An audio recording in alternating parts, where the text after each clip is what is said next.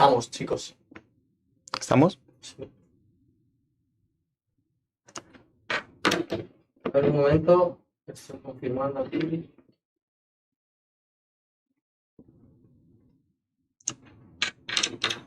Okay, we are.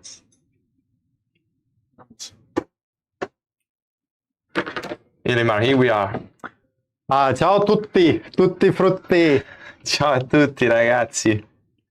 Here we are with Illimar Mattus. We have to discuss about some important things coming out today inside financial markets. I mean, are you ready to start?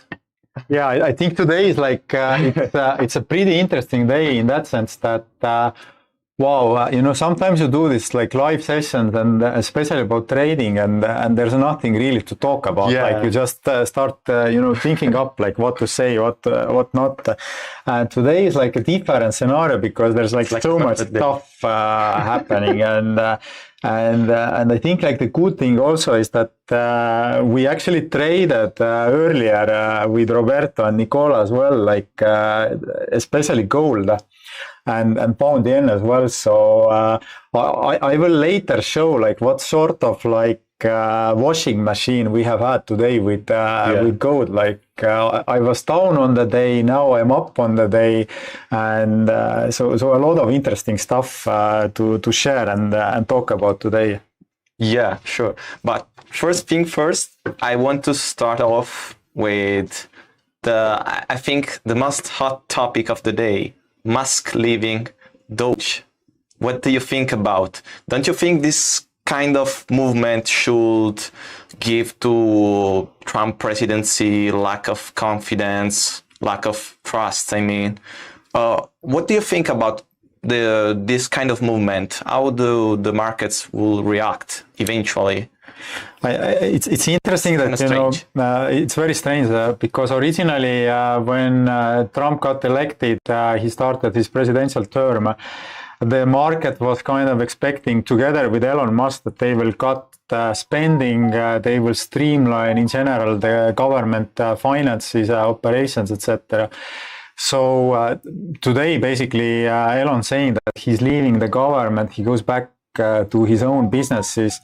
What it means for the markets and for the traders is that the President Trump is not so focused anymore on reducing spending and bringing efficiencies to the government. So I think like what happened the last few months was that when he tried to actually implement some of the strategies, some of the things that he actually promised during the election, it had a very strong impact on the market. So the market actually started dropping, the tariffs, spending cuts, the fight that he had with Canada, all of this. Yeah.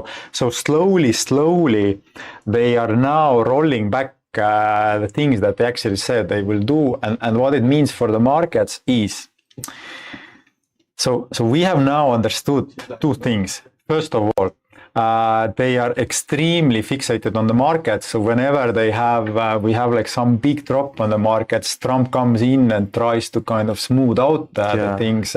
So like we saw last Friday. So those of you who traded last Friday, it was really, really crazy day. So Trump came out with this like nice, beautiful X message, X Twitter that listen, European Union 50% tariff starting on 1st of June. And what was like really strange for me was that like the market dropped a lot. So DAX in Germany was down like more than 3% at certain point. And then we talked with you and Nicola about this as well. So everybody started to realize that surely if they put a 50% tariff on Europe, they will kill the European business because Mercedes-Benz, Porsche, Siemens, like all these big industrial companies that sell also to the US, they will be killed. So European Union will definitely stop this, and they will start negotiations, and market retraced back like most of the move. In fact, Trump discussed with Ursula von der Leyen on Sunday, and they were speaking about prolonging the tariff pause and it's kind of strange because it's like when he tweets something, it's like just a threat. It's not like something real, and then it's like just the will to manipulate the markets. I mean, I think what will happen from now on, and also. Do you want to discuss also about what happened like last day with the U.S. federal court that has blocked presidential Trump's sweeping global trade tariffs, and they told that in a major blow to a key component of his economics policies. So the thing is, there's a fun fact. Do you think the key component of economic policies of Trump is tariff itself, or just the news of tariffs? I mean, because he's making a lot of money. I mean, I think what he's really doing is that he's using tariff to bully other countries, to force them into the corner so that they would come back with tail between the legs and start negotiating with Trump. So I think, as much as I don't like to say this, I think the guy has really lost credibility, and the markets have now understood it. That's the case. So for traders, what does it mean is that over the next 4 years, we will have a lot of opportunities to trade the markets because Trump just generates so much volatility on the markets. Yeah. In fact, do you remember on Biden era, when news were coming out, economic news, so for instance NFPs, CPIs, GDP or stuff like this, the volatility were higher. Yeah. And it was like Jerome Powell was the US president. Right now it switched everything. Interesting. What I was saying is that if we when we look at the markets in general, I think there's a change in paradigm the last few months, in that sense that large investors, traders, they have significantly reduced their risk appetite because it's difficult to hold huge positions on the market when there is so much uncertainty. You might belong, let's say, S&P 500, and then tomorrow evening Trump comes out that it's 500% tariffs on China, or so the event risk has become so high that the liquidity is actually slowly leaving the markets, which means that there is not so much people who will take the positions, who will take the risk, which means that any smaller news even are going to start impacting the markets a lot, because there is not enough liquidity on the markets, which for traders is good, especially your members, your academy, the clients of the trading pit, because we are not so big that lack of liquidity would affect us, to close or open positions. We can actually embrace that and utilize this a lot. So it's good. But I think this thing teaches us also an important lesson, because we have to be adaptive to the market updates. I mean, because last 4 years were completely different.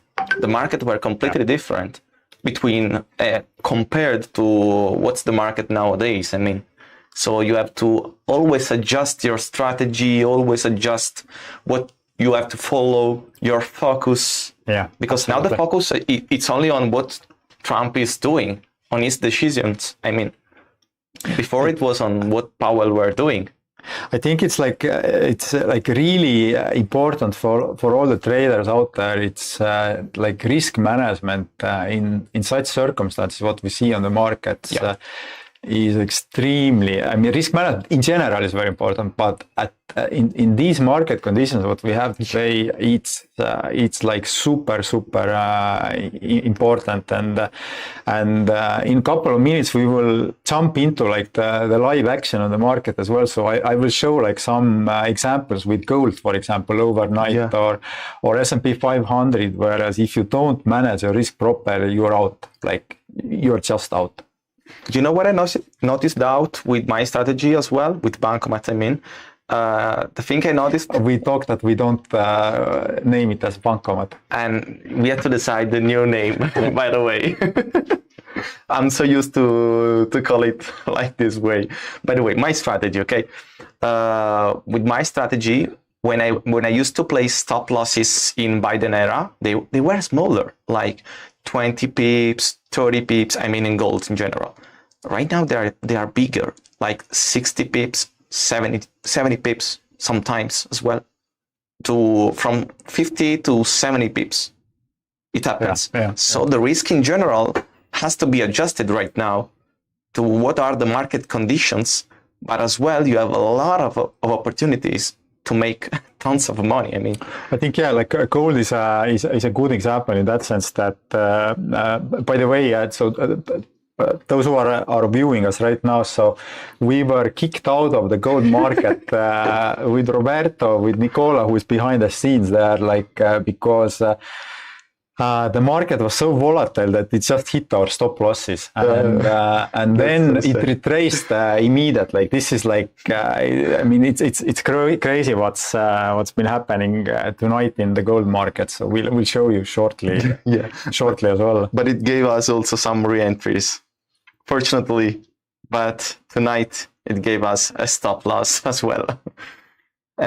So I think if we look at like other events on the market today, just to kind of recap this, I just wrote down for myself. So we discussed about Trump, we discussed about Musk. There are ongoing, these trade discussions with Eurozone. So I think that's something that boosted a bit Euro today during the day. That there came out this announcement from the Eurozone that they are working very actively with the U.S. administration to resolve this trade dispute. So this is working fine. On the Ukraine front, which like if we move to geopolitical situation, there's nothing like new, and I think the only thing that really kind of stood out today was this discussion between Netanyahu and Trump. So what was that about? Because Netanyahu wanted to attack Iran, and Trump said to Netanyahu to not do so, but Netanyahu refused and wanted to attack Iran. That's also one reason why gold flew up today. But I think, well, this is kind of sad, because, I mean, there's a war in the world. There are a lot of wars in the world, but this gives us the possibility also to understand better the context, the whole context. And so when you have like this kind of news, you just align your strategy, I mean, with a trend following strategy with an external context. So if you know there is a war going on, so all the market will be focused on buying gold, I mean, and so every retracement will be an opportunity to buy. Aside from gold, like what do you think, like if there is some like escalation of the situation between Israel and Iran, or in general with Iran, like what markets will have an impact from this? Well, I think... You mentioned gold, what else? Yeah. I mean, about the markets, I think also the stock market as well. The stock markets, European stock markets, as we were discussing before, you remember, if Ukraine war will eventually finish, Germany and Italy will be the first countries to, I mean, resolve all the problems with a country completely destroyed, I mean, by the war. So this could be also an opportunity for, I mean, that's the reason why I think DAX is flying, for instance. That's also one reason why, because, you know, it's always buy the rumor, sell the news. So it's like all the whole markets is preparing themselves to the news that is going to be coming out, because they know if Trump will be... You asked me the last time, what moves the markets? The news or the market moves the news? What is your opinion? I think the markets. The markets move the news. They create the news. You have seen tonight. I mean, we were discussing yesterday about buying gold at 3,250. The price went in this level, and suddenly a news came out about Trump, Netanyahu, and Israel that is willing to attack Iran. So exactly in the moment we were planning to buy gold, the news came out. Yeah. So how do you explain this? It's manipulation. It's completely a manipulation. Yeah, true. Yeah, I have as well. Like, it was interesting that so last Friday, guys, remember when Trump came out with this tweet that 50% tariffs on Eurozone. So what was really interesting is that when I looked at the volume profile of the stock markets, S&P 500 especially, then you could see that the market started drifting lower, like couple of hours before the news. Like, so somebody like knew about what is going to come. So the market was indicating that something is about to happen, but the public still didn't know. So there's quite a lot of discussion lately that whether Trump is manipulating the markets. Maybe he has some like friends there that are benefiting from this, or God knows what. But definitely, I would say that it's very fishy, guys. Very, very fishy. I think so. Also, it happened also with Nayib Bukele, El Salvador's president. They are very connected. They have a very nice relationship between themselves, and I can't forget this moment when Nayib Bukele bought Bitcoin. It was like 80,000, something like this.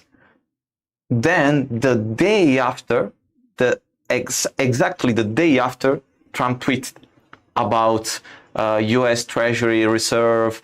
They are going to be buying Bitcoins, Ethereum, and stuff like this. And wow, magic! Nayib Bukele bought the day before,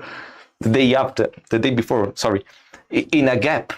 So something that it's in our strategy. I mean, they bought where there are a lot of orders. I mean, and then they boost the price thanks to news. So there's something strange, I mean, in the markets. And in this historical moment, they are like getting out. They acting like they don't care about what they are doing. They show off to the whole world that they are manipulating. It's like they don't care that they are manipulating. Like the whole world kind of sees it. They've seen that there are no consequences to it, so they just go ahead. So guys, but Chris, I think we will switch over like very shortly to no todavía no to the screen. But guys, please pay very close attention. Like next time when Trump comes out with very like strong statement of something, and the market moves because of that, pay attention to see whether it replaces back again, because we have seen now this repeatedly it happens. So it's become an opportunity to enter the market. So we basically have to do the opposite. So if the price crashes, you have to buy. Yeah. It's exactly. Like insane. Exactly. Market doesn't believe anymore what Trump is saying. So I don't know if President Trump is listening in to our webinar right now or watching. So, but Trump, sorry. But Trump, sorry. It's like we don't believe you. Like it's not anymore. Not anymore. Like because I'm a huge supporter of what Trump were planning to do, but right now it's kind of strange what he's doing. I don't like anymore. So maybe like what do you think, like if we covered a bit like what's happening today on the markets, maybe we like jump into the markets now and actually like look at like interesting opportunities, perhaps some trades as well. So we talked about Bitcoin, guys. Actually, I have a Bitcoin trade open. We talked about gold. I have a gold position open. So I will later share also some of the open trades that I have and discuss also like the logic why I have this and where I enter. And why. I see that Rajivir has commented here. So one of my good friends, so Raj, very nice to have you here. We have a lot of other people we know as well here. So really, really great seeing you guys. So thank you, guys. So Roberto, do you want to maybe start from your strategy setup? So we talked about your strategy, how you operate on the markets, and by the way, Roberto is also trading. So my personal funds, the DTP funds, it's not like a funded account; it's a real money account. In like a permanent funding. So and I make this decision to give this capital to Roberto because over the last months we have talked about the markets a lot, and I have seen how Roberto operates. I have seen his risk management, and without forcing him to go through the challenge phase, we've decided to give him the account and see over the next months how it goes. So perhaps talk about your strategy a bit, and maybe you can show on the chart as well. Sure, why not? Why not? Let's go to the charts. And by the way, you are using right now as well Bankomat. So, my strategy, I mean. So I stole a bit parts of your strategy. So later on, I will actually explain as well, like how Roberto's strategy have helped me to make some better decisions and risk management. So I have combined Roberto's strategy with some of my own strategies, and which has resulted in much higher conviction on quite a lot of trades, what I'm doing as well. So Roberto, andiamo. Bye. Let's go. My strategy is pretty simple, guys. It's based basically on two simple principles that are cause versus effect, and also effort versus result. And those two principles are inspired by Wyckoff logics.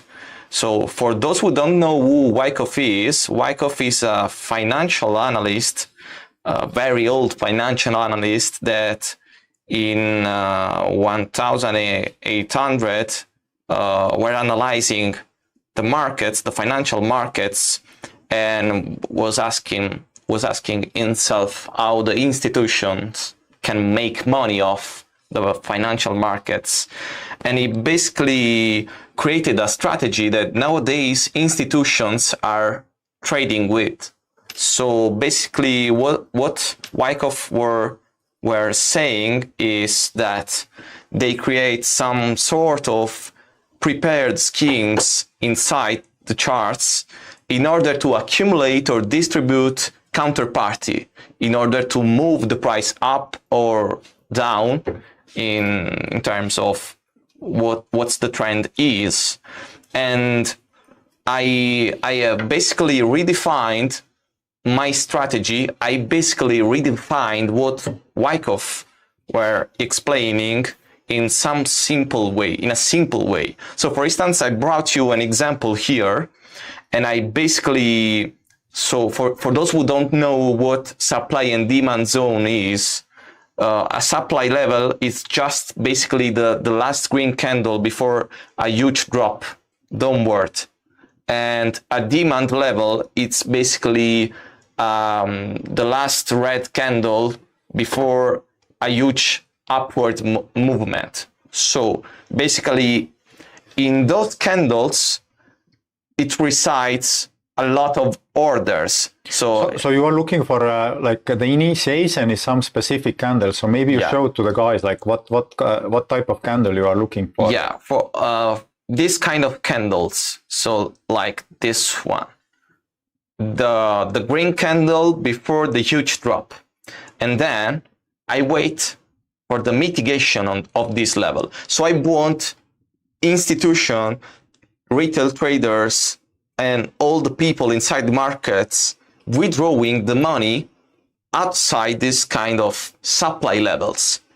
And then what I want to notice out about the market is just failing of creating a new low.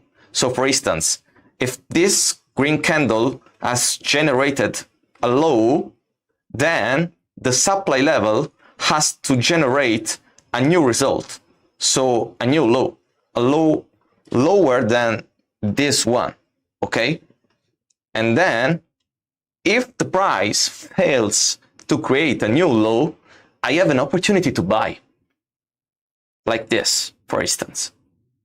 Here we have the confirmation that the sellers failed to create a new low. So for instance, now we go back to my two laws, my two principle, effort versus result. So here we had the effort of the sellers, but we had not the results, the final result. So the creation, the forming of a new minimum.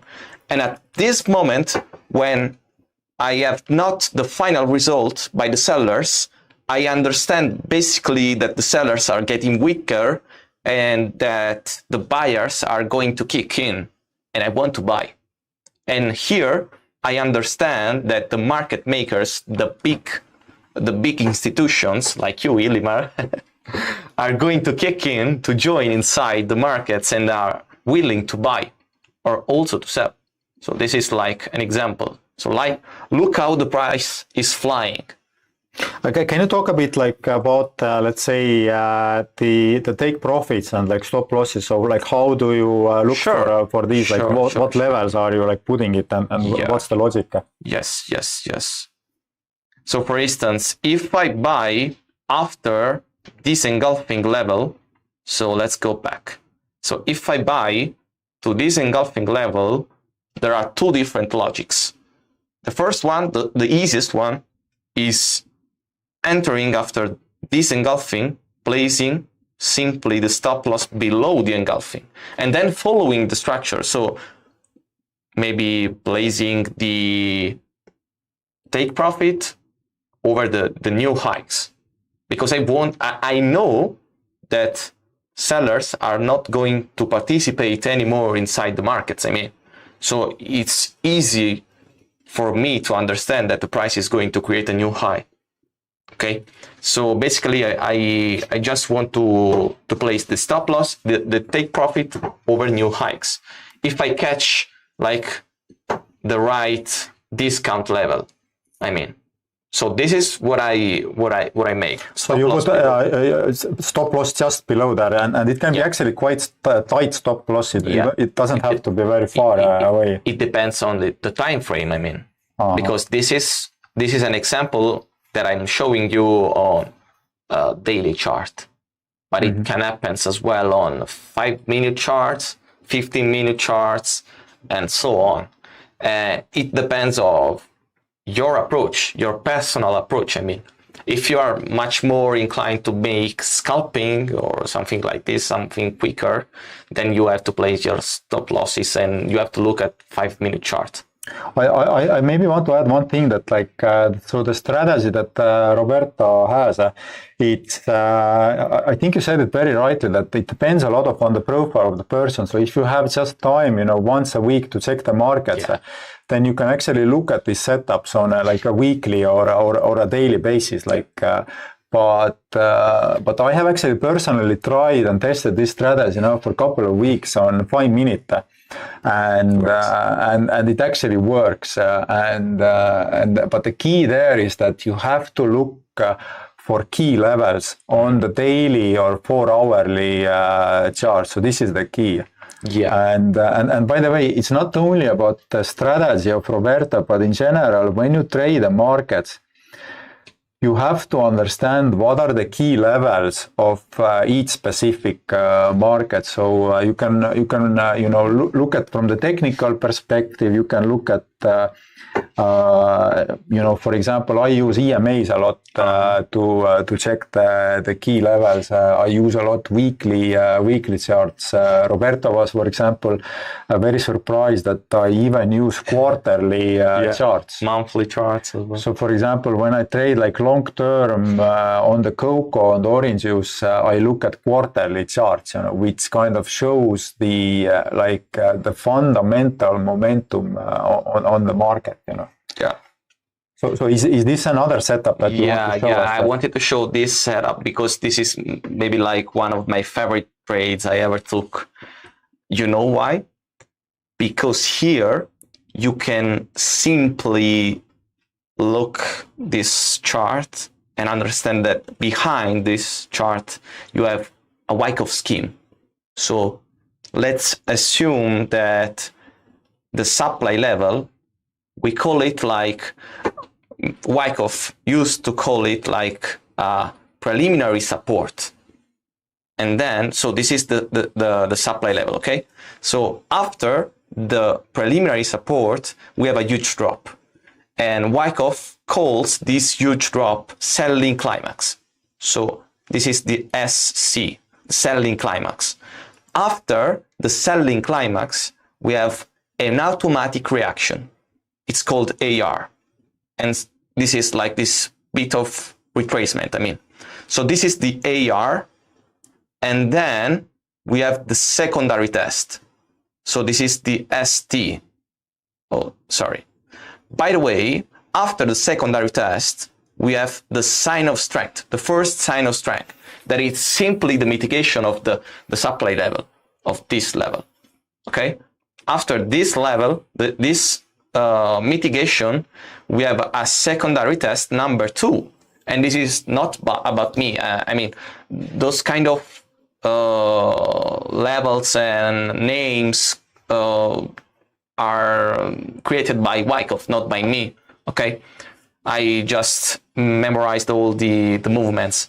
After this secondary test number 2, we have a spring. The spring is the last hunt of stop losses.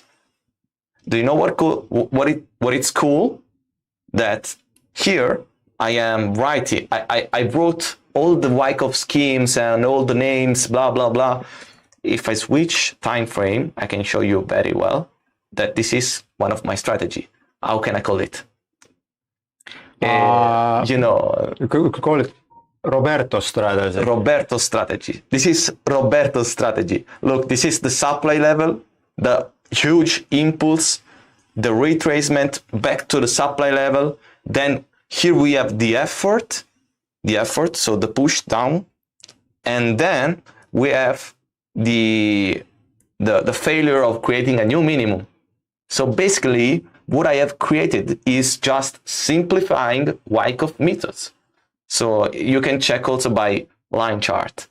They have not created a new minimum, And so here you understand that the buyers are getting stronger and the sellers won't get in. And here the institutions have stopped the accumulation phase. Now they have to distribute and to push up the price. You know what cool it is? Look what happens next. We have on this example, Fed press conference, FOMC, Fed interest rate decision. And you know what? The price, it's going up. Bellissimo, Roberto, bellissimo. It's beautiful. Sì, amore. It's beautiful. Vai. It's still going up. By the way, I want to say that before this actually push happened, I think you were here in Madrid, and we actually discussed this setup in Madrid. I think it was like few days before that, or was it like a week or two before that, where you were expecting this? No, this was another Roberto strategy. This is like on December 2023. Yeah. So this is not the one you are discussing about. It's like my best trade I ever took in my whole career. But if you like, maybe you can like shortly show like your best trade ever, like and because it's like the same Roberto strategy setup, like I think this would be like a good example for the guys, you know. Yeah. So this was with gold when it was at this 2,700 before the move. Yes. We were making a podcast. Yeah. And the day after we recorded this podcast, the price went up a lot. So guys, you can go back to this podcast. I think it's available also on our YouTube channel. So you know what I really like about Roberto. So Roberto is not here because like he talks well, like and etc. Roberto is here that over the last months actually we started analyzing the markets together. I think sometime in September, October last year. So I have followed Roberto and Nicola as well. Nicola has another combination or additional like element to your strategy. So over the months, I checked these guys and we've talked about the markets a lot. And what he's saying, it makes sense. You know, there are like a lot of these academies guys that you know have this like these strategies and which most likely doesn't work. But with Roberto, I have actually seen on my account as well that this strategy works. So this is why Roberto is really here in Madrid, and I really appreciate you know sharing these like thoughts with our audience as well. It's pure value. Thank you, Illimar. I appreciate a lot. I appreciate all these opportunities. So can you quickly show this setup what you had? The best trade, Chris. Vamos por allá. What was it? Okay. So this is basically Wyckoff. This is basically my strategy. So here we have, look how bearish the structure was. It was a downtrend, a very noticeable downtrend. And then what do I see here? I see a retracement, then the price pushes down, and with this big candle, I have understood that the sellers had not any more power. And then this was the moment I bought. I was in the night in my room looking at the markets, and I have seen this was the right moment to buy, because here I had the perfect confirmation of my setup. And you know what? It's cool because I was talking before about my two principles. One is cause and effect, and the other is effort versus result. I have not talked yet about cause versus effect, because I don't look over the whole chart looking at Wyckoff. I look precisely at some sort of key levels on my left in the chart. This was the perfect key level, because here we had an inefficiency over there. Maybe let's take an horizontal line. Yeah, this yellow candle is an inefficiency, so a lack of sell orders over there. So there are a lot of buy orders. I mean, so let's be a bit practical as well. So this indicator, as Roberto uses this guys really a lot. So this indicator is available on TradingView. Can you just show the like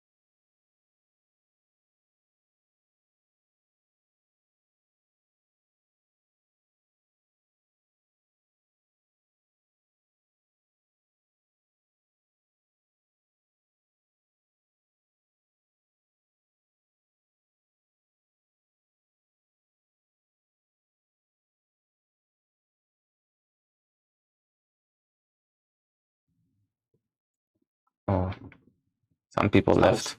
Okay. Reinicia. Recargar la página.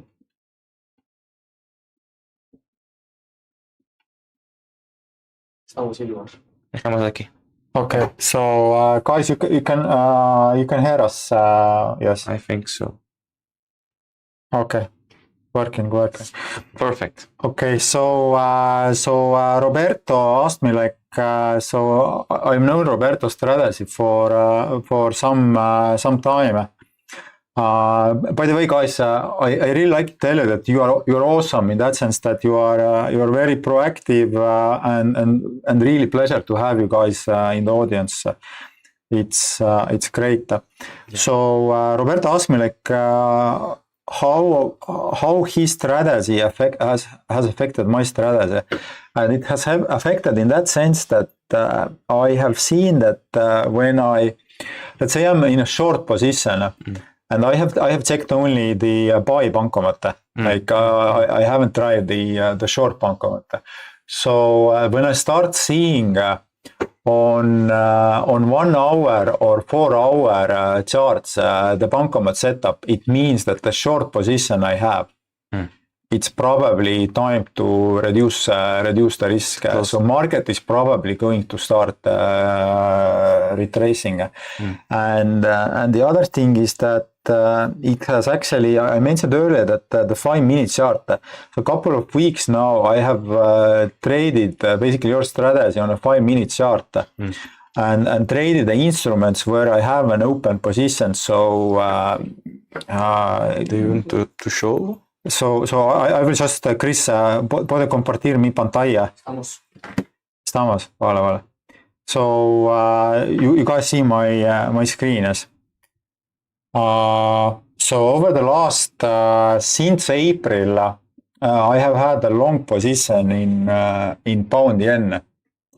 So I opened the first one here and the next one's here. So throughout this, so basically it's 5 weeks. I have had this position, so my bias has been on the long side. I have been intraday scalping using this bankomat Roberto strategy. Bankomat strategy and let me be like a good student.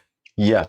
Mentor. Let me be like a good student and I will try to look. So just remember, I was long pound yen, so I was searching using Roberto's strategy. I was searching the spots where I could do this scalping, intraday scalping to enter the buy position, and you had a lot.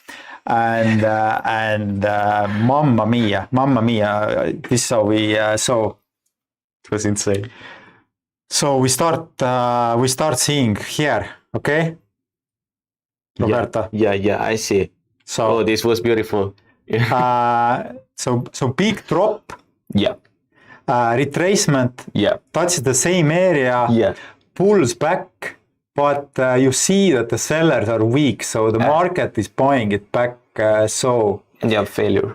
So it's a complete failure. So and there you go. Like a close of market at so close of get this candle. Boom, you go. Okay. Let's try to look for other options. So on the buy side, it works on the this one. So bellissimo. So you can have it like. So two instances. One instance that you can look at this setup, but you can also look at this setup. Yeah. So huge push lower. Yeah. Very strong retracement back down. Boom. They failed to create a new minimum, and then. And what I did with this scalping trade is that so I put a stop loss very tight. And which is the beauty of Roberto's strategy is that you can place the stop losses very, very close to the entry point, which means that you actually have a very like small loss if you are wrong, you know. Yeah. So and let's look at the third one. Let's try it. Okay, here it's okay. Here you have something, but the problem is that there is a lot of noise. Yeah. It's the close of business, huge drop at the open, retracement back, failure, and the new low is higher than the previous low. Yeah. So this is like how I have used your strategy to position myself on the market short term. And also I think your strategy is helpful in that sense that let's say that you have a bullish bias. You do all your analysis, you think that this specific instrument is bound to go higher. So the question comes then, and I'm more of a swing trader, so like you see, let's take my this position, what I had. So by the way, so what is interesting here, and what's really, really interesting, so before I actually fully understand your strategy, and guys, please pay attention, so this is pure gold. So you see somewhat the bankomat formation here on 4H. Yeah, I remember this setup. New low is higher than the previous low. You even have a head of shoulders here, and then it never ever comes back here. So my entry was here. Okay, so it was 21st of April 2025. So just show you guys as well. So JPY. These are my JPY trades. So this was the trade. 2 lots on the on 21st of April. So why I'm showing also this pound yen, and I have some friends as well who are listening. So today I actually closed my buy position on pound yen. And I will explain now. So I am currently short. So my net position right now is 500,000 short of pound yen. And I initiated the short position today. And why is the question? Yeah. So over the last 9 months, I have had one key level.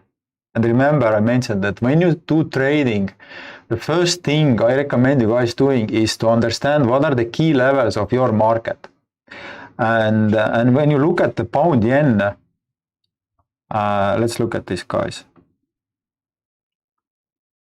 When you look at the pound yen, then for some reason this 195.7, 195.8 is very reactionary. It's very, very reactionary. It's like for pound. So there is some. This is like a very, very key level. The market makers are moving in on this level. Let's see if we go way back. Do we see something there as well? Oh, bella ragazza, bella ragazza. Ciao. Tutti. So right now, you see, 2015 on monthly chart, at this level, 195.80, the market topped. If you go back to 2008, a big drop, market stopped drop at this level. It retraced back. So this, for the pound yen, is an important, very, very important level, okay? And what was like important today was like, so why I'm short right now, pound yen, is that so market initially reached this level this level is so it breached this level, but look first. So first in on the 12th of May, so that's 3 weeks ago, first when the market reached that key level, which is a 15-year-old key level, it retraced back without any reason, by the way, there was no news. So why would market retrace back? Because the market participants, institutional traders, they are looking at these key levels on the market. And then it pushed higher. The high it went was 196.35. And today again, it breached that key level, it went higher, but today's high is not higher than the high of this 13th of May. So what I did, when it breached my key level, I closed my long position, so and went short 5 lots on this market. So this is like you had a very beautiful bankomat setup also on the 15-minute chart. On the 15-minute chart. Yeah, okay. Beautiful, insane. On the 15-minute chart, you mean the reverse bankomat? So yeah. Okay. For the short side. So guys, and can I be the mentor for your community and our community as well? So you see, the market started. There was a big move here, okay, and then it pushed higher. Yeah. Okay, it retraced back and tested exactly the same candle. So these are the key levels on 15-minute chart. The demand. A very strong demand zone. It pushed higher, but didn't reach a new high. It didn't reach. Look at this candle, guys. This is a very, very strong candle, which you usually see when the market has stopped. You know, we looked at yesterday at cocoa, for example. We looked at what else did we look? We looked at corn. We looked at some other markets where coffee. Yeah. Look at weekly coffee chart. What coffee did a few weeks ago when it peaked? Exactly the same candle. So first I closed my long position and then entered the short. Perfect, Banco. Bella ragazza. And to be honest, what is really cool is that on a 15-minute chart right now, we see some kind of bankomat. So we see it's not the cleanest one, but you see the candle that Roberto is looking for, big drop, strong pushback, market touches this level.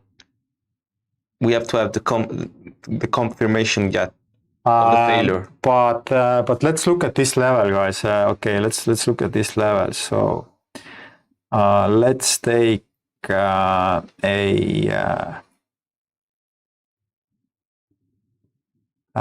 look at this level. Let's look at this level right now. Okay. Let's make it another color so we see it.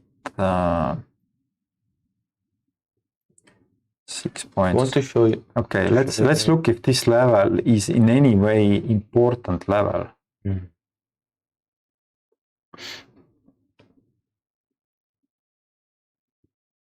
Okay. So you see something here, like you see some areas, reactionary areas on these levels. It would be interesting to see now what it does next. To see what will happen. 193.5, 194 could be a key level. Yeah, around somewhere at this level. Yeah, definitely. So we have about 50 pips to go to see what the market will do now. Also, like what is cool?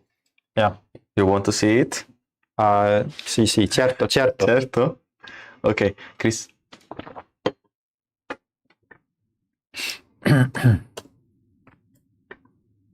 you taught me to look at 3 months chart, and then I I checked 3 months. So for instance, for the people who lost GJ, this is an insane bankomat happening on the 3 months. This is the supply level, the huge impulse, the retracement, the failure. Here we had the bankomat in order to push the price up. Insane. And can you show the lows the lows there around 2016, 2019? Oh, The lowest, I don't see the lows.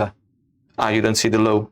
Yeah, the lowest point. Okay, you see guys that the lows on the monthly chart are higher than the first, this impulse, what was there at the bottom of this impulse, which was at 120.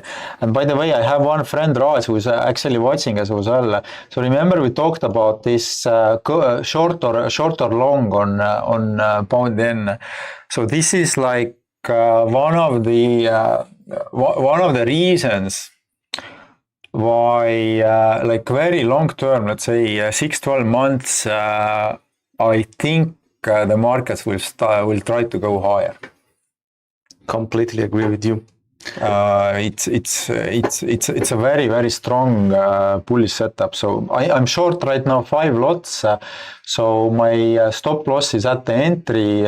So we'll see how it goes. But over the next few weeks, I would actually start looking for a long position. We have 1 day left in order to see how this monthly chart will be closing. And if it closes like this confirms us a bankomat on the monthly chart, because this is the supply level, the last candle before the huge drop. Then we have a retracement thanks to this demand level. And here we have a lot of noise. But if this candle will be confirmed as an engulfing, this one, maybe we can see a push over those stops in order to sweep this liquidity. This could make sense. And maybe, who knows, the price can go even higher. Let's just wait. But this is like Roberto, can I show to the audience? So we talked about gold earlier, and this has been today like very, very busy day for both of us, like trading gold. So Chris, ¿puedo compartir mi pantalla o ya estamos compartiendo? Es que no lo veo. Es la mía. No. Ahora estoy compartiendo mi pantalla. Okay. So let's look at, guys, gold. So you see that this is not 200 lots. It's actually so 2 lots of gold. And let's go to this 5-minute chart. And let's go to 5-minute chart. Everybody can see my screen. Yes? Yeah. So today has been freaking crazy day. Like so yesterday I went long gold at this level, and today I was pushed out of this trade. So and then Roberto was pushed out of this trade. Nicola was pushed out of this trade. Unfortunately. And then the whole day we have been looking for setups, and I will now, guys, show you one very interesting setup that you should pay attention. Is a setup with 200 EMA and 200 SMA. And what has helped me a lot in trading is that I'm looking, so if I have a bullish bias, I'm thinking of going long on the market, so buying something. I look very attentively to these two indicators. So one So this blue line, I don't know if they can see or Yeah, not. They can see it. Okay. So this blue line is more reactionary 200 EMA, exponential moving average, and this green line is a 200 SMA, so simple moving average. And oftentimes you have like a question, when market is dropping a lot, you have a question, okay, when does the drop end? Yeah. Like, is it going to drop more? Is it time to buy? Like, when is it going to end?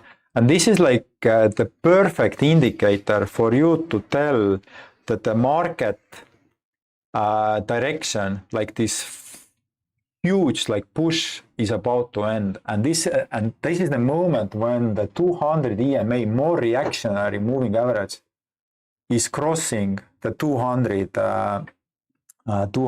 SMA, and this is the moment where we went long today. And unfortunately, what was the case was that in my case, I closed my position somewhere here. I think 3,296. So let's check. So where is it? 3,297.5. This is where I closed. Yeah. And then I re-entered the market at 3,306, which is this level. And why I entered this level? Because there was no bankomat. Like, your strategy was not valid. Why I entered here is that on a very, very, very strong bullish momentum, which we have today, I mean, nobody can doubt it. Market has moved up almost top to bottom, has moved out like $75. It's a massive momentum today. On a day with such a massive momentum, when the market traces back to 55 EMA, I tend to go long the market, or if it's vice versa, go short, and this is where I entered.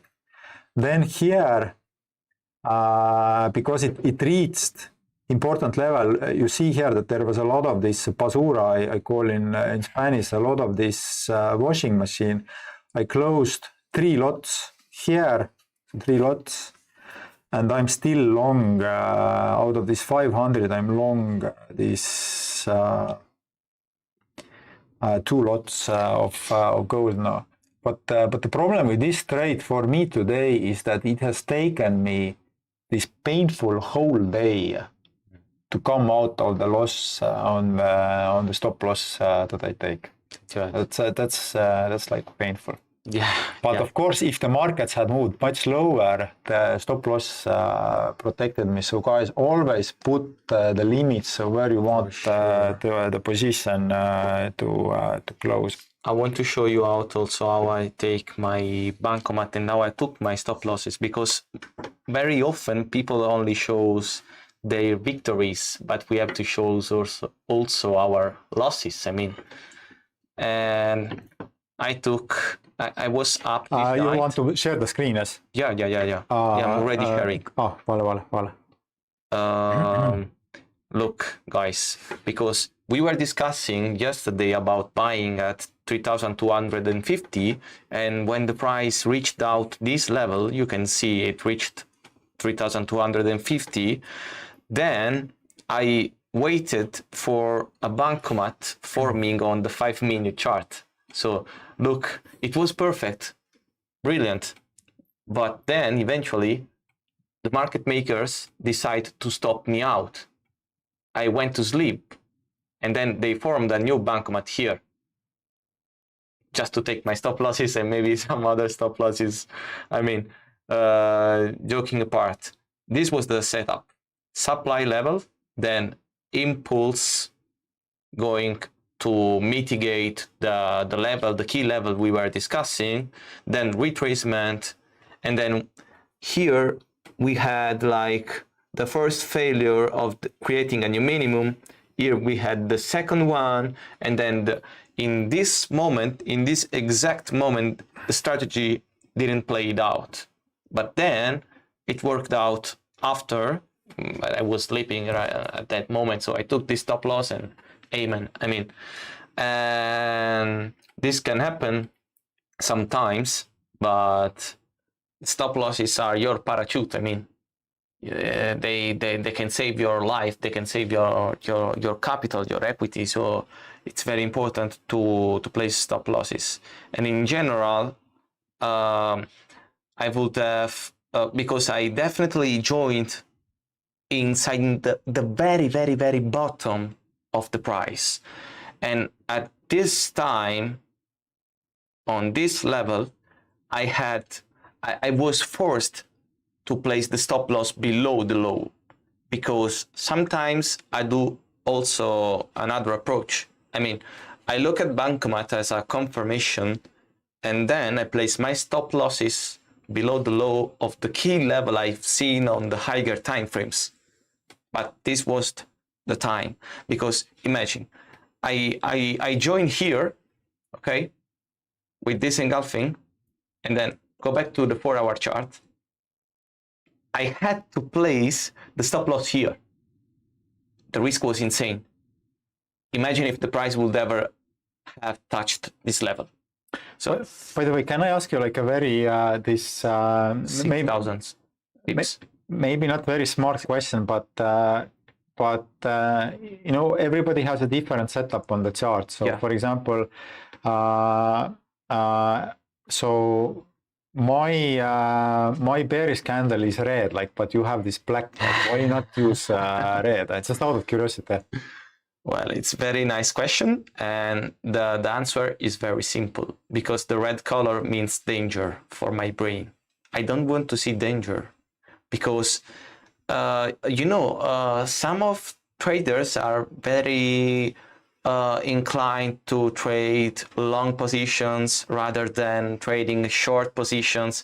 So every trader has their own, their own preference. They prefer more being bullish rather than being bearish, or vice versa. I mean, but I have some difficulties in seeing the red inside. But do you see red? Like, this is red, for example? No. This is blue. I see this is blue. It's just because. Bello. It's just because red signals me danger to my brain. And I want to be chill also when I short. I don't want to be, influenced by the colors. Green is okay, because green is a, peaceful color. You are chill with green. It's very nice color, but red is danger. You have to be, you are in danger. So I don't want to see the red. I just want to see a black color, and it's okay. It's okay for me. That's the reason why. It's interesting to know. Yeah, the psychology of the colors. I mean, by the way, like some of the guys have like asked me like do I have like other positions open right now? So yeah. I'm short. I'm short this pound yen. I'm right now long gold. So if I can, Chris, puedo compartir, ya estamos compartiendo, ¿no? It's interesting that we are today 3 languages, so switching languages. So yeah. So what I have open right now, and maybe like this will help a bit understand also like how I think about the markets, is that so I'm long right now two Bitcoin. And why I'm long 2 Bitcoin is that the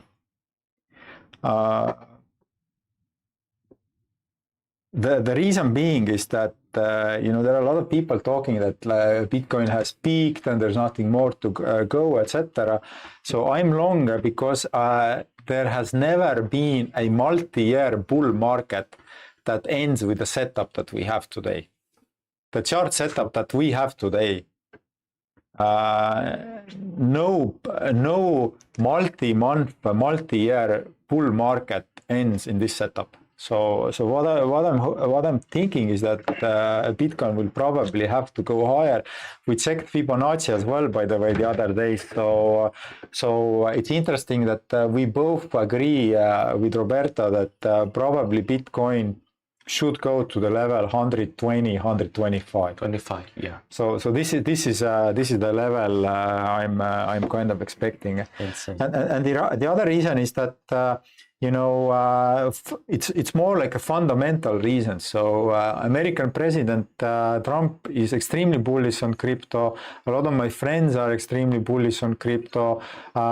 Institutional traders are bullish on crypto. So this is the only crypto position I have right now. It's just two Bitcoins. So if it drops, it drops. By the way, on this I don't have stop loss. If it drops, it drops. But it's this awkward position that I have right now. So you bought CFDs? Yeah. Okay. So pound yen we already discussed. So the profit that I have here, don't think that it's from today. It's the position I had over this since April. When was it? Since so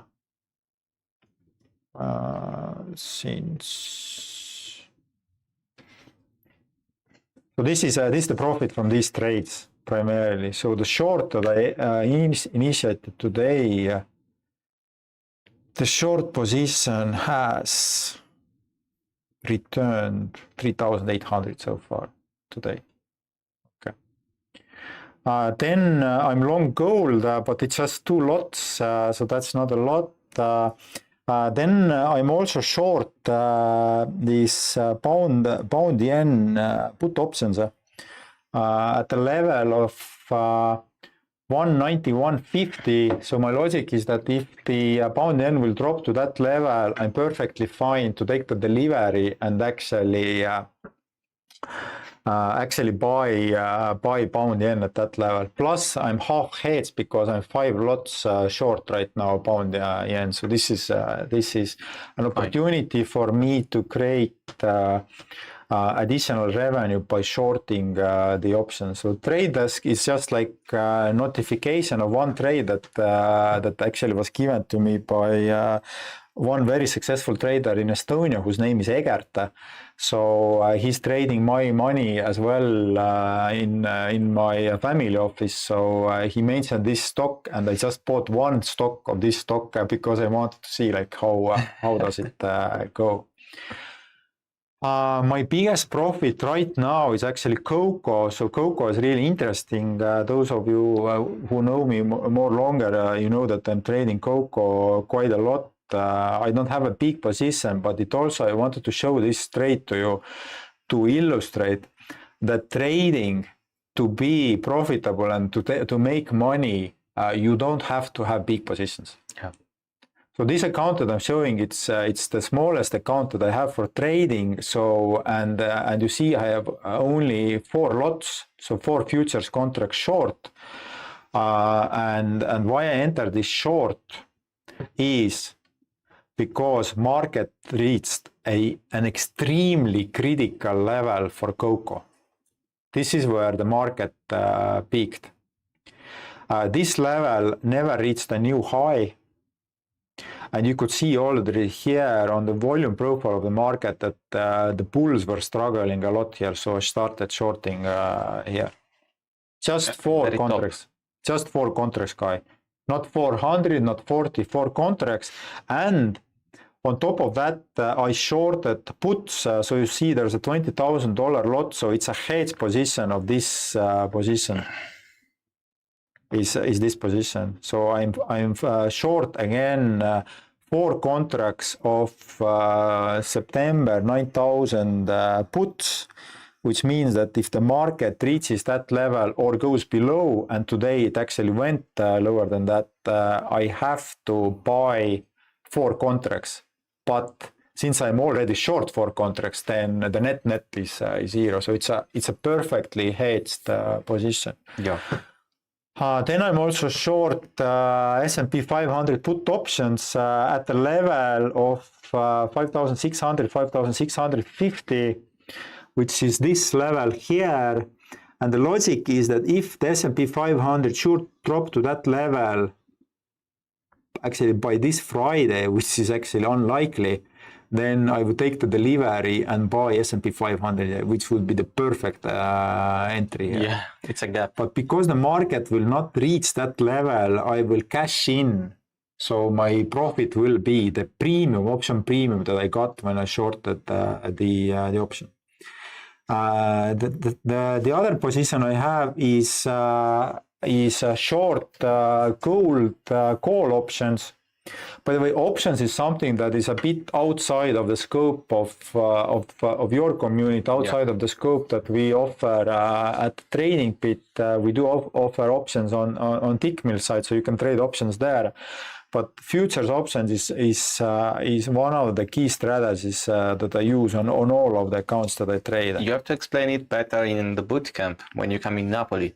So 30th of June, I will be in Napoli, a beautiful city in Italy, which has this volcano next to it. Yeah, Vesuvio. So we have 1 day bootcamp where we talk about my strategies, Roberto's strategies, and Nicola, I think as well. There are some other like very interesting speakers there where I can talk more about the options as well. But right now, so guys, I am short gold call options at this level and also at this level. So when should the gold price reach that level, I will go short gold with these short call options, and which would be the perfect trade of all time. If it doesn't reach that level, then I will have made about 1,000 here, about 3 times 34, about 1,000 on this contract. Then I'm short also 55 put options, estimating that crude oil will not go to that level. If it goes, I'm perfectly fine to take that, and then some micro stock of the same stock. So these are the positions I have right now on this specific account. Unfortunately, we don't have time to like delve into deeper, like why specifically these trades and delve into like option strategies. Maybe we go in there in Napoli. Yeah, like, why not? This so will be very interesting. Those of you guys who are trading options or who want to trade options in Napoli, you will have full day to ask questions from me. How I trade options, why I trade, what strategies I use, etc. So we have been now on this call for I think almost 1.5 hours. Shall we take some questions now? Yeah, they made you right now a very interesting question. Bello. Yeah. Do we want to go ahead and reading some questions? So bello, sì, yeah. certo. Because remember, guys, the best question will win 100k free prop firm. So be focused right now and make a very interesting question to Illimar. So the best question will get 100,000 euro trading challenge, either CFD or futures trading challenge. And by the way, we have more than half of our clients are trading futures. So a big community of futures traders that we have here. Yeah. Bello. The question is, the first one is, in your growth path as a trader and analyst, what was the most expensive mistake that then taught you the most valuable lesson? I mean, I remembered your first big mistake, but I want to understand also. Estoy compartiendo la pantalla, ¿no? Sí. Okay, so this lesson comes from 2009, guys. 2009, long time ago. How old were you, Roberto, in 2009? In 2009, I was 11 years old. Okay. So this was my biggest lesson. I will make it a bit bigger. So remember last time where we had this live session together, I talked about this, that on this month, March 2009, S&P 500 reached the level of 666. Yeah. And together with my brother Illimar, so we were in front of the laptops in our office because we were actually prop traders then, so we were managing other people's money as well. And it seemed that the world is going to end because everybody was selling, etc. And my biggest mistake in that year was that never underestimate. Right about here, so it dropped, look guys, it dropped from 1,586 to 666. So it dropped like 60%. And my biggest estimate was to assume that the S&P 500, the biggest stock index in the world, cannot drop more than like 20-30%. So never underestimate the markets, guys. Markets have a tendency to teach you a lesson. And specifically this trade, I lost hundreds of thousands of dollars. That's very sad, but you have understood a very important lesson. Yeah. That's the important thing. And by the way, with S&P 500, also like quick note to you. So stock markets have a tendency to go higher. Over a long time, stock markets have a tendency to go higher. Yeah. So here's an advice you do. If you want to have a bias on the market and you know that one market is continuously going higher, avoid going short that market. Yeah. At all times, like even intraday, avoid going short, because the last Friday is like a good example. There were a lot of hedge funds that were short S&P 500. Trump comes out, S&P drops 50% tariffs on Eurozone, it goes up. Like, so if you have a bullish market, always try to look for bullish setup. Yeah. Bancomat. Yeah, for sure. Bello. In fact, what I noticed out is that Bancomat, it's easier to understand in a buy side rather than a sell side. By the way, let's read some more question. Bello. If the market is a reflection of collecting human behavior, where do you see your own psychology showing up most in your trades? And how do you stay one step ahead of yourself? This is a very good question, and I would say this, that what has helped me a lot over the years is that so when I was actually managing other people's money, and as I mentioned, we were doing it with my brother Illimar as well, you know, and what really helped me at that time was my brother is more conservative in trading than I am. So I'm always like this, not anymore so much, but I used to be this guy that, you know, oh, wow, there's a good setup, like let's start like checking, and my brother would say that, okay, but let's wait, let's analyze it a bit, let's sit down, like, so he has like this more risk averse position.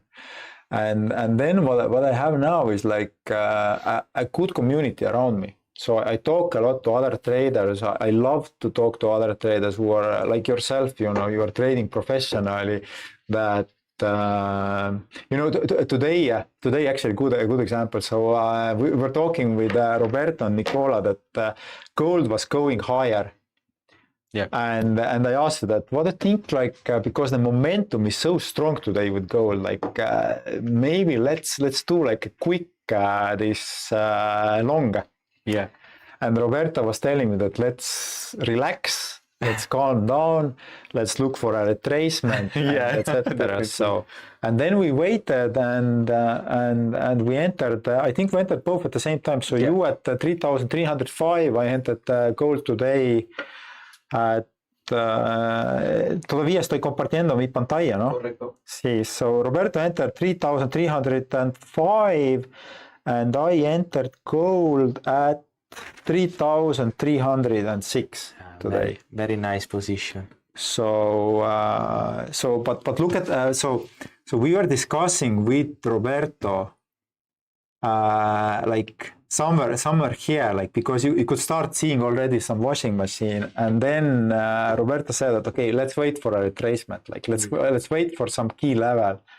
And then I was away from the office. I just checked that there is this beautiful 55 EMA, and it touched it. And it touched the key level as well. And there we go. You know. It went up. Okay. And by the way, one thing I wanted to note also about the SMAs is that you see that the 200 EMA is starting to lose momentum. So the difference or the distance it has from the 200 SMA is starting to decrease, and the slope of EMA 200 EMA is starting to become more stable. So it's level out. So when you start seeing these things, you have to become more cautious that the market is about to top. Really? Do you think so? Yeah. Very nice tip. This is a very nice tip. Maybe we can face a new setup, a new bankomat. By the way, like where would I close this position right now that I have? Yeah. So I'm long 200. So my net position right now is 200. So that's 2 lots of gold. It's not 200. It's 2 lots of gold. So I would close that position today if it either reaches my entry point or it reaches this 200 EMA. That's where I would close. Okay. Makes sense. Next question. Let's go ahead. Per favore. Yeah. Okay. If AI learns to do everything better than us in trading, what's the point of the traders' roles? Are we just tech supervisors now, or is there still a human professional identity? I don't think like the algorithms will ever get to the level whereas they are able to be self-sufficient in a way that they have no human touch and they are just like by themselves adjusting to the market, changing their like setups, adjusting to the dynamics, etc. I think there will always be this human involvement in guiding the AI in trading. Even though it's a neural network, something like this that can... I think so, because the algorithms, I think they have a tendency to sometimes go rogue, which means that they are starting to do their own stuff, you know.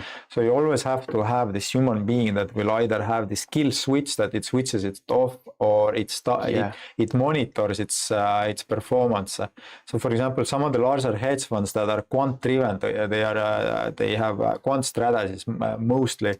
They have humans who are managing the risks and creating the strategy. So the devising and thinking of the new setups for the strategy. Correct. I completely agree with you. And okay, let's read some more questions. Let's pick this one. Illimar, in your opinion, is trading more a path to learn about the markets or about yourself? And if one day with technology everything became predictable, what would really remain of trader? This last part it's the same, I think. It's the same. But the first one, is trading more a path to learn about the markets or about yourself? I think markets have like this. They're so beautiful in that sense that markets also teach you about you. Like this is really cool, guys. So yeah. It's all of us. Nobody's perfect. I think nobody's perfect. So sometimes we don't know our flaws. And what is interesting about the markets is from the psychological aspect, your flaws will come out. because your flows will create mistakes that will come out when you trade on the markets.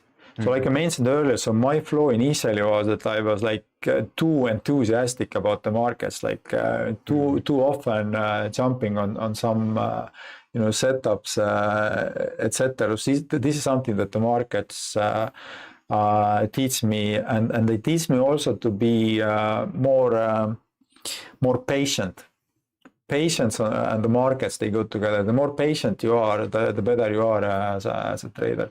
I have a good friend in Singapore whose name is Kiav. I'm not sure if he watches us today or not, but he's all about his patience, And he's this guy behind the Sonic trade, the most followed forum in Forex Factory. Like, I really admire this guy as well. Like, really patient, has like really great analysis of the market, goes really in depth. Like, and oftentimes other traders, like, they think of some idea and they jump in, Yeah.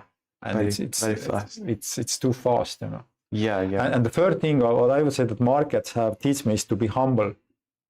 To be very, very humble. Don't think you are better. So you think it's a path to understand better yourself? Yeah, definitely.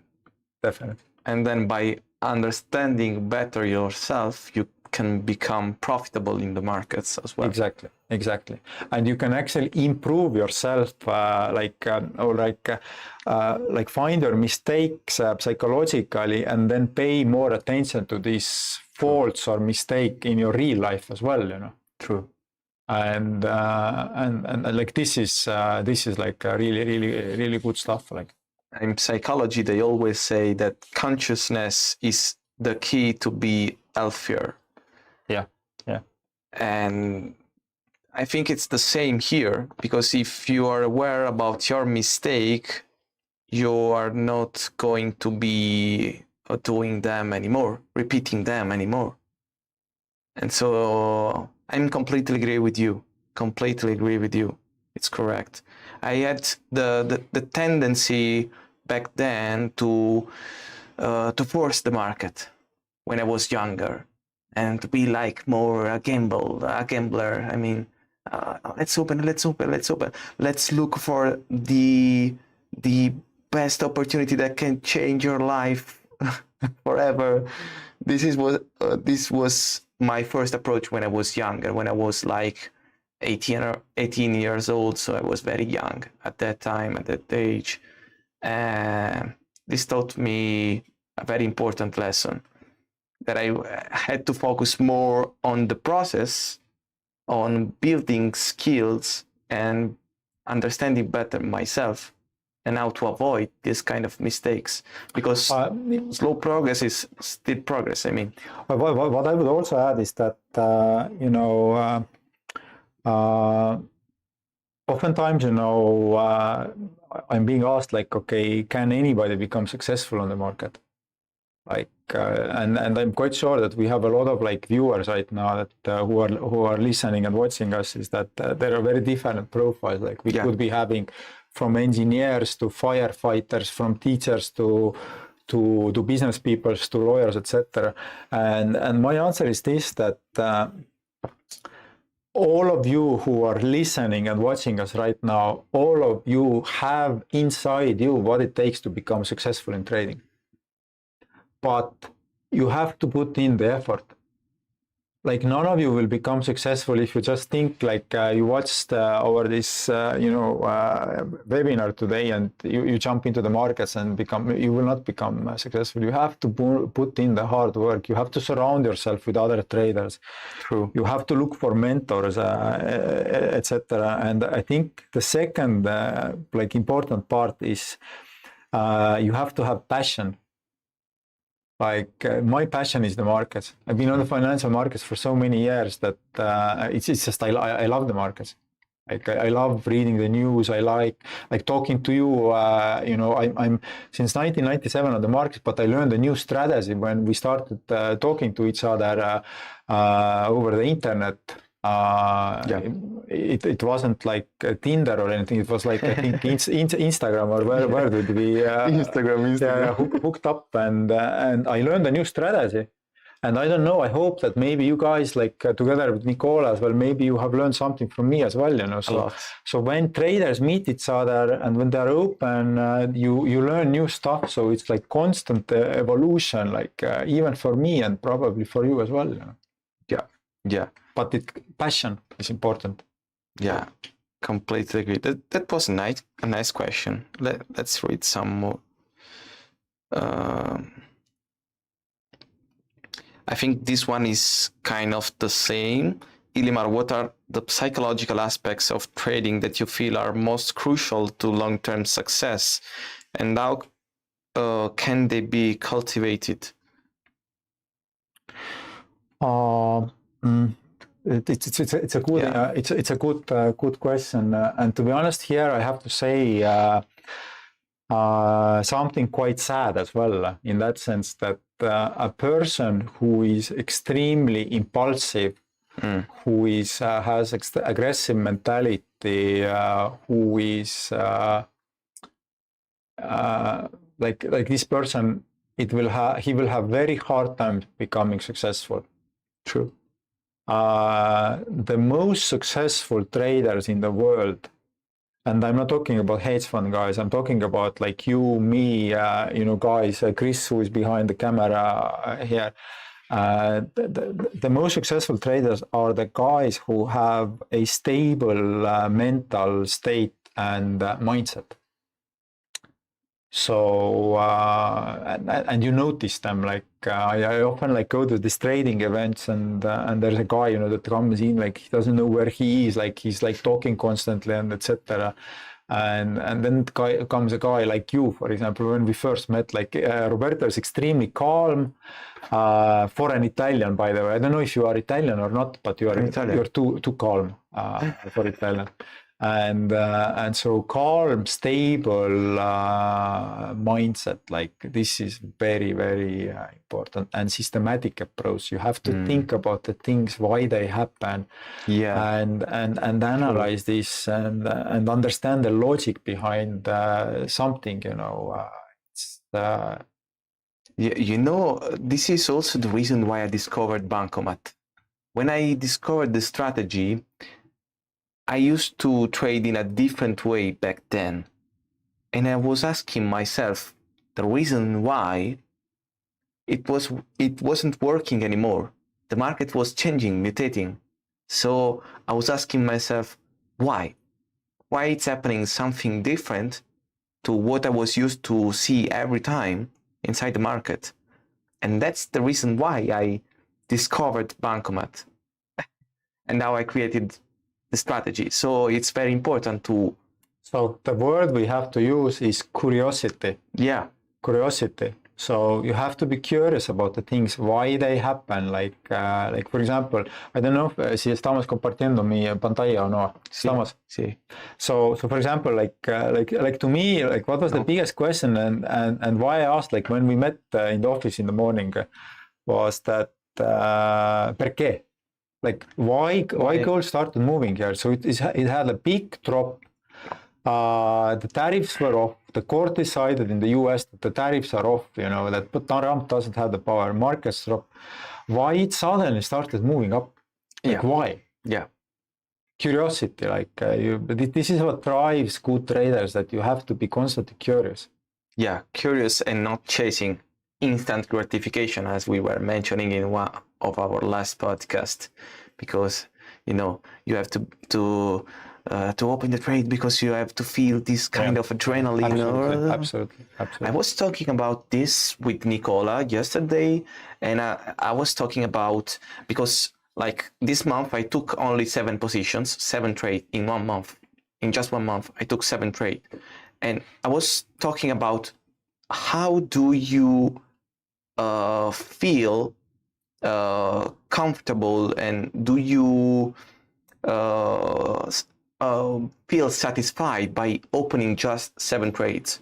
You have to stay and to be in the win streak, and you have to feel satisfied not by opening the trade, by clicking the trade, but you have to be satisfied by following your plan stay calm, stay steady, following your plan, and then the satisfaction comes by being profitable by following these methods.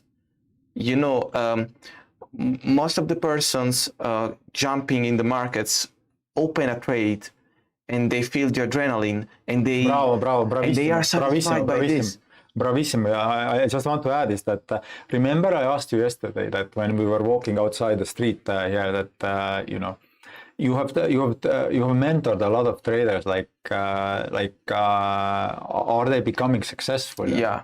And you mentioned that the problem with a lot of traders is that you may give the trader actually like a successful good strategy, but what happens then is that you know they start thinking their own thinking, you know, and they adjust it and they become trigger happy and etc. So you talked about a lot, you know, your bankomat strategy today, but bankomat strategy what Roberto uses, it has a very clear setup what you need to have. And oftentimes, like what I heard from you as well, that you know the traders, they are not waiting for the setup to complete. They already jump in, you know, and then the setup is actually not there. So the market changes and it's not there. And then when you look at the chart, you understand that, but it wasn't this setup, you know. But I'm already in, you know. Yeah. And then they go crazy. Bravo! It's a good thought. Yeah. I feel satisfied by following my plan. And it's not the satisfaction by clicking and opening the trade, but following the plan that gives me a huge rewards because I make profits by following the plan. And if I follow the plan, I know I win with the markets. And by being like this, you have to stay in the positive win streaks and remain inside the positive win streaks. By doing so, you have to be satisfied by following your plan. That's my advice, even though it was a question by you, made to you. By the way, this is very important. And I like this question. But, yeah. I like this question. Yeah. There is also a curious question about Rajveer Grewal. Do you meditate in order to be much more calm? I go to nature a lot. Like I'm this guy that I like the sea a lot. I do a lot of water sports. You know, when I'm at the sea in Madrid, the problem is that like 400 kilometers anywhere you look, there's no sea. Like if they could bring the sea here, like or maybe like global. I was thinking that global warming, you know, the sea level is rising, but the problem in Madrid is that Madrid is 800 meters high, so the sea will never come here. It's like that's the problem, you know. But going out, I spend a lot of time with kids. I do sports. I try to read a lot, you know, and this ordinary stuff. I'm not special in that. I do really ordinary stuff. Yeah. From my side, from my perspective, I used to hear binaural audios. I don't know if you know 528 hertz. They are like meditation frequencies that helps you to be calm, to be relaxed. I like a lot to hear these kind of sounds. I think like maybe in my case, like because I'm from the north, you know, the people in the north are generally calmer. You know? We have less people there. We talk less. You know, it was interesting the other day. Like I was talking to like at my kids' school with some parents, you know, and one of the parents asked like, "Are you autistic?" Like, and I was like, "Why do you ask this?" Oh, you know that your son Daniel, who he told that like my dad doesn't speak a lot, that he's autistic. Like, but I really I think a lot and I read a lot and this helps me to keep like very calm like mindset. Plus, I'm not like very socializing. I don't go out all the time. My group of like friends is very like small, you know. Most of them are traders, by the way. So it's like you have to keep your life very simple. Yeah. The same way like your charts, you know, last time we talked about the charts, I showed you my charts. My charts are very simple. Yeah. Like I'm showing this chart here, which I don't know if you see the screen or So Not yet. okay. But in general, like my charts are very simple. I use like few strategies, few indicators only.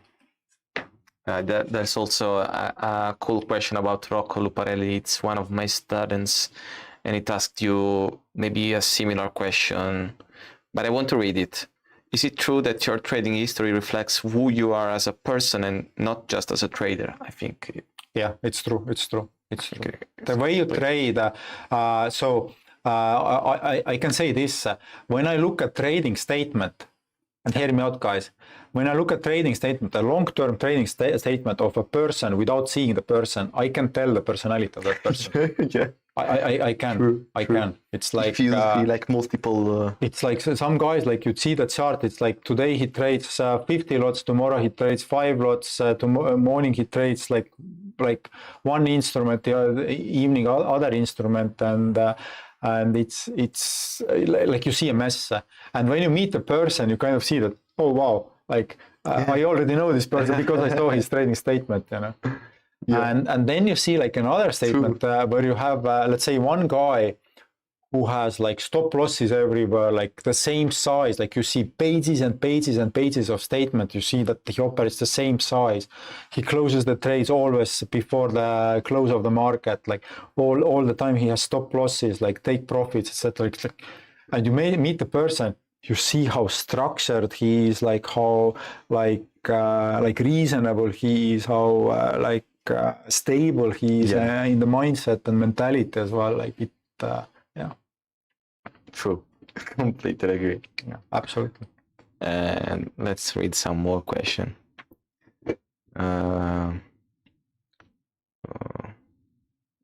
Let's go with this one. So, not this one. Or maybe if you want to talk about this one, what things do you do outside of trading to make you do better in trading? Physical exercise, guys, it's very important. It stabilizes your mindset and calms your mindset. Physical exercise. So all the good traders, like you as well, like all of that, especially the guys who trade mostly manually, all are physically fit guys, like physically fit. I used to be a bodybuilder back then.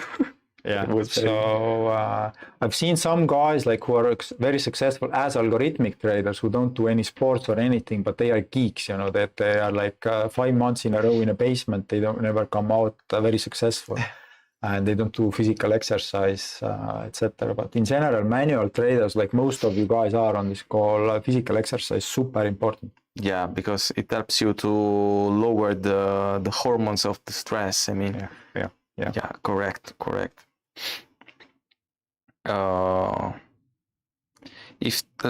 Let's read this one. If today's real unexpected shocks are more likely to come from melting glaciers than disappointing earning reports, is trading still about numbers, or has it become a geopolitical survival strategy?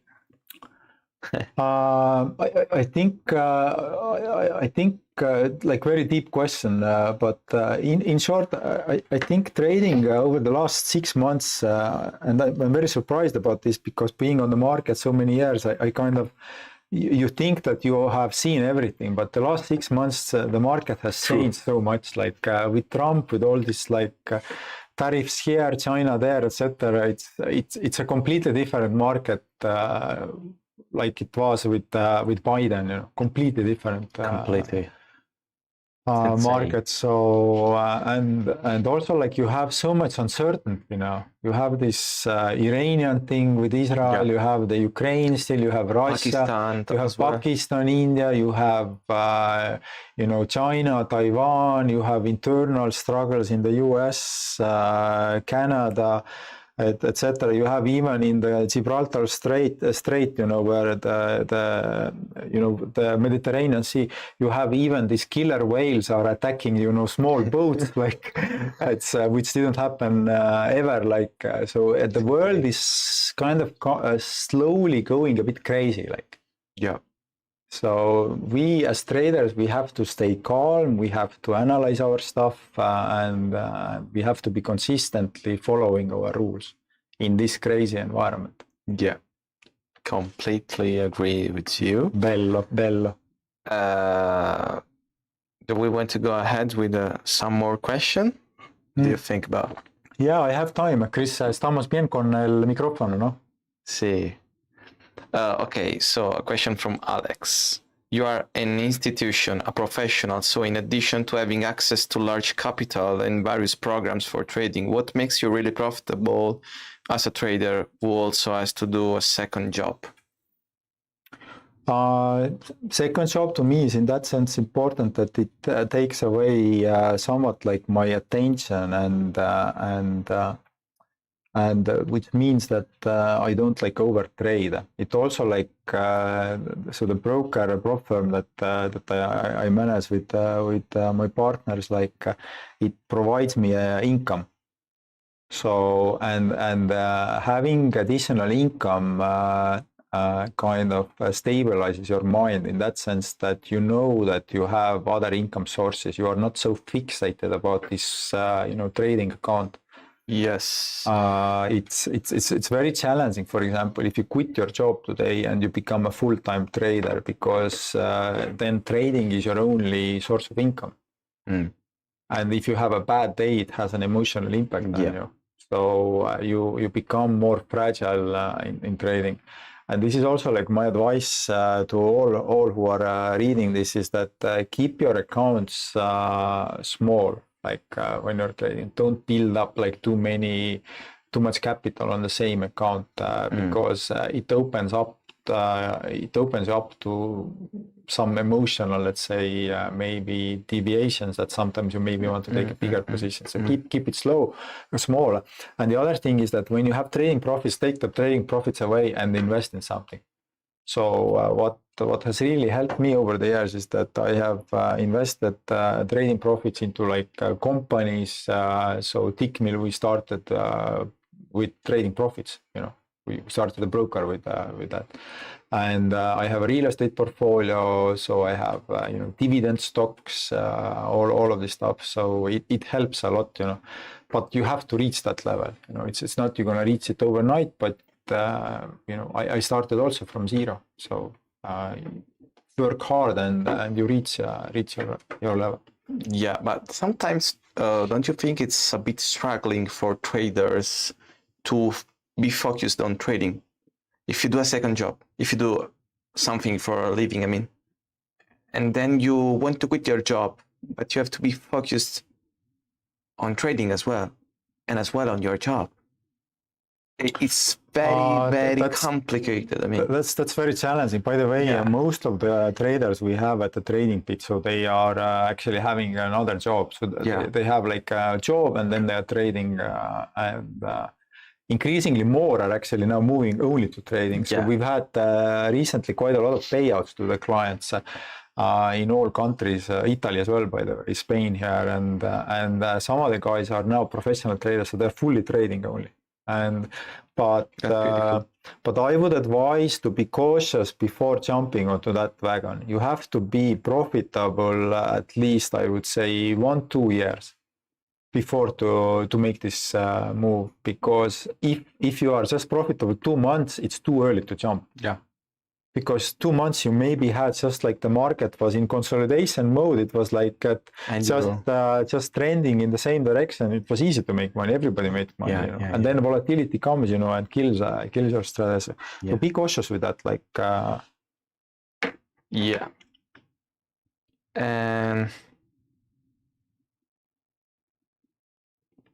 okay, so Francesco is asking you, do you think it is necessary to switch to the futures market if you want to base a career on trading? What opportunities might arise by trading futures? So as I showed you today as well, some of the trades that I have been making and that I have open, and some of the trades that we went together with you, we made today. So I trade futures, I trade options, I trade FX, I trade CFDs, I have stocks as well. So I have all the different asset classes and I have experience in all of them.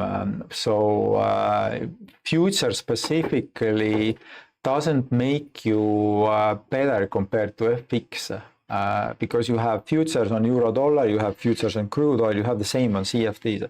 But where comes like the key differentiation is that futures are standard contracts. Like for example, one lot of euro dollar is 100,000. You can't cut it, you know. Yeah. Okay, there are some instruments have this mini and even micro contracts which are smaller, but a lot of the instruments don't have it, you know. But with the beauty with let's say on the CFD side is that you can trade micro lots. Yeah. So this is like the good side of it. On the other side, the bad thing is that like some of the providers offer FX CFD, you know, with very high leverage, which is intimidating you to trade larger quantities, you know. So you have to you have to find a balance, you know. So I trade everything, like all the different instruments, you know, swaps as well. I trade bonds as well, but you have to be knowledgeable about everything. Yeah. Yeah. And okay, so let's go ahead with some more new question.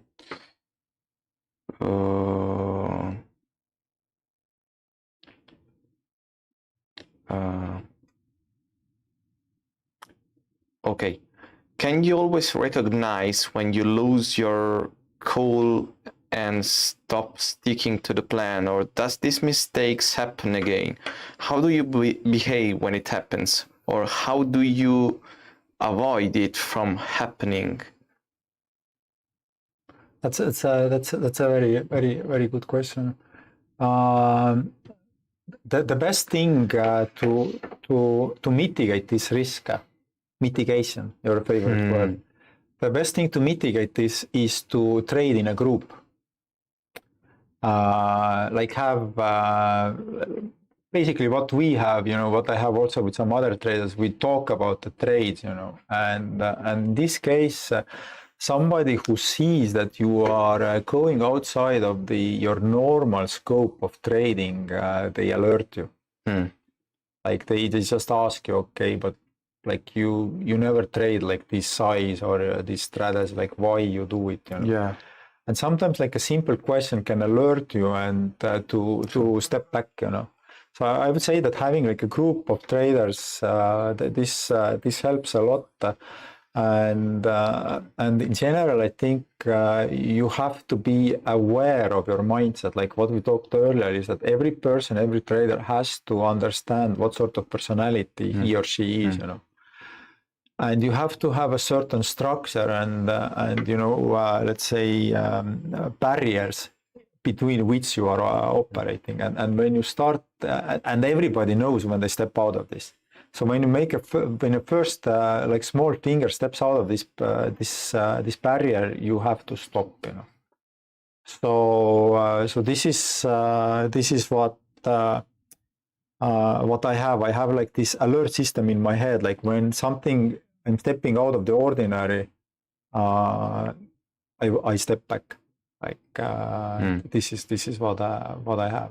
Because you became a lot conscious of yourself, that you are able to recognize when you are doing a mistake.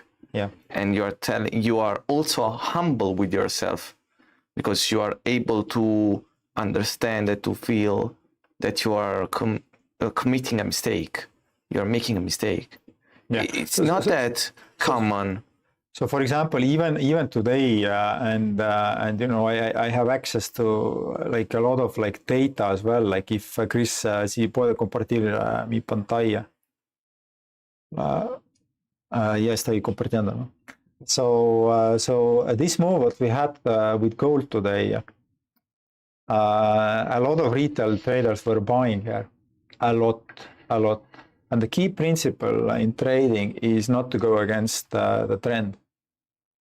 It's very, very key. Yeah. It's very, very key. Trend is your friend. Trend is your friend. You can't imagine, guys, how many guys were pushed out of the market on these levels. True. Okay, and then another market has like an interesting tendency that it first like kicks you out, and then you kind of you raise up, and then comes another like train and boom, like kicks out another time. And so trend is always like your friend, you know. And when I look at, for example, the market, I always like look at the opportunities. Okay, how can I go long, or how can I embrace this market, and what setups or what levels I should look to go in. So like I mentioned earlier, so I entered the long position first today at this level when the 200 EMA crossed the 200 SMA. Okay, only here I entered, but majority of the traders like retail they entered here. Yeah. So they didn't have this like this patience to wait if the market is going to turn or not. You know. True. And you know what they are doing as well? The mistake they are doing is that they convince themselves later that they are following the wrong bias. So, for instance, they are trying to buy when the market is dropping. Then they see they lose confidence in buying, and then they start selling, and then the price go high. Yeah. Absolutely. So, Illimar, what do you think will be the winner? What's your favorite question? I like this. I like this question about this psychology, like the mindset. Like this question, I don't remember who asked this. Because there were a lot of questions regarding mindset and psychology. There was Rocco about. The last question was about from Rocco. There was also another question regarding psychology about Pavel. The first one was let me check. There was one question that is trading more a path to learn about the markets or about yourself? Yeah, this one I like. That. This one? Yeah, that's the best one. Yeah. Okay, so Pavel is the winner. Where is Pavel from? Do we know? Pavel, if you are with us, where are you from? From Napoli. He's from Napoli. Okay. Yeah, he's from Napoli. Okay. He's from Napoli, I think. I suppose. By the way, Roberto has a very big academy in Napoli. So those of you who are listening us from Italy, you know, please get in touch with Roberto and appreciate. And I don't know how people can reach you. Like. Oh, okay. Well, they can reach me out by going to my website. It's fairtradeinstitute.it. Okay, fairtradeinstitute.it. Yeah. Okay. I can type in my chart. Yeah, please type in there. .it. This is my website, and as well they can find me out on TikTok as well. This is my account on TikTok. It has an old name, don't care about it. It's called Fair Crypto Trader. You can find me out on TikTok as well. By the way, what is interesting about Roberto, guys, is that you know, you often have these guys that are telling you that listen, I make money every day. So what really struck me about Roberto is that remember when we first met in Madrid here, not this office, our previous smaller office, and then he was telling me about his journey in cryptos, how he started. You know, you had this like a lot of success initially, and then you actually lost a lot of money. So a person, a trader, a mentor who tells you about his failures, that's a good signal that this mentor is a genuine one. So try to follow these guys always.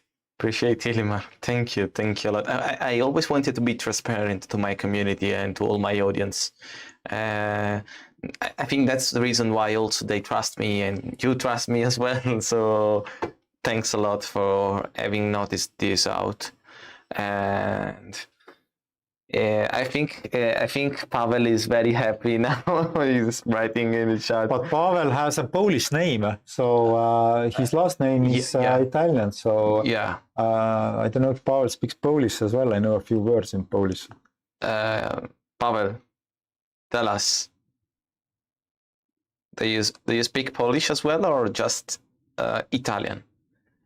By the way, Pavel told you thank you so much, guys, and thank you, Illimar, for the answer. Prego, Pavel. Prego, Pavel. Prego. So, Pavel, can you type the email here? Your email? Can you write your email here? And then we will send you the free prop form as well. So Pavel will get a 100,000 euro challenge for free. So I think a great opportunity to show the talent and at least test the markets, like test your knowledge and experience. Yeah. A hug from Colombia. Nice to meet you and hear your experience. Thank you so much. Thank you, Jose. Thank you. Muchas gracias, Jose. Muchas gracias. Muchas gracias. And well, we had a very exciting discussion today. It lasted more than expected as well.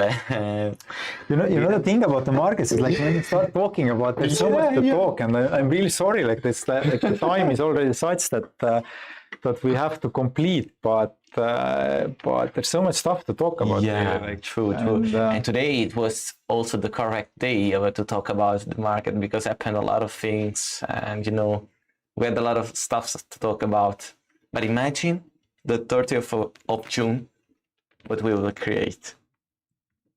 We will talk about market. So guys, those who are in Italy, please join us on the 30th of June. Yeah. In Napoli, we'll eat some pizza as well in the evening there, and it's gonna be fun. And by the way, I just want to say also that in general, those of you who are visiting Madrid as well, so don't think that I don't have time. So if you're a trader, you happen to visit Madrid, please stop by at our offices. We are just in the same building with Deutsche Bank here in Madrid city center, and always love to take some coffee or some cake with other traders, talk about the markets, opportunities, and this is what I love. This is my passion. Illimar, it's always a pleasure to make this podcast with you. We have to repeat the history again, always and always and always, because I love a lot to talk about markets and predictions, strategies. Looking forward to this. Can't wait the time to have you in the boot camp as well. It's me too. We have to looking really forward to this. Yeah, you, Pavel, as well have to come in Napoli. Yeah, wasn't pizza invented in Napoli? Yes, it was. Okay, guys, so good to have you guys all here today. Thanks, guys. We hope to see you soon again. I'm checking, so the last thing, I'm checking the gold market. So gold, like I told you, it starts making this short-term top, it's kind of leveled out already. So hopefully they will not kick me out from this long position. But we'll continue doing this event, so this webinar. So stay tuned and see you guys next time.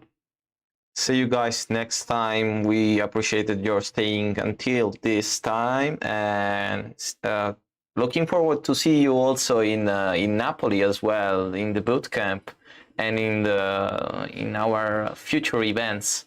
It's always amazing to make webinars with Illimar. We do. Thank you. Grazie mille. Ciao a tutti. Ciao, Arrivederci. ciao a tutti. Arrivederci. Grazie mille. Bella.